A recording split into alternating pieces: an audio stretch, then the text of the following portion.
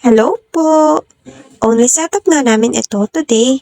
After ng aming long vacation, kakagaling nga lang namin ng 100 Islands nito. Pero nung nakaraan pa yon, late lang to na-upload.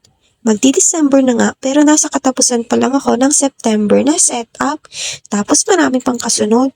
Di ko kasi matutukan ito kasi super busy na namin at ako pala halos lahat ang gumagawa.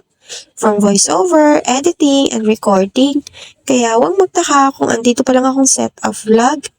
Anyways, may dates naman bawat backdrop vlogs namin if ever. And ayun, share ko lang. Anyway, again, only setup ka ito today. And this is a baby shower celebration later. And hulaan nyo, kambalang babies, no? Tama kayo. Kambal pala ang baby shower celebration na ito.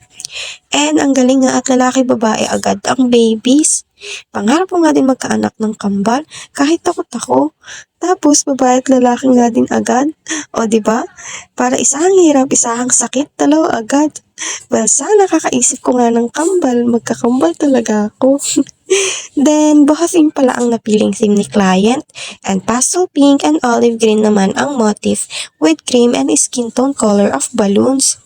Ang cute at ang fresh nga lang ng colors. Ang saya din siguro ng gender reveal neto and unique. Baby shower na nga ang celebration today and mukhang malapit ng mga anak si client. Anyways, congratulations po ma'am. Super saya ko po for you and naway ako din magkakambal. Walang char doon. Hala, pinanindigan talaga.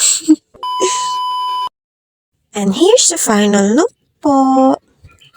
Inantay na lang pala namin tong matapos after. Tapos namili lang kami ng konti sa Angeles. Malapit lang din kasi to sa aming banda. And hanggang dito na lang po. Thank you po and bye-bye!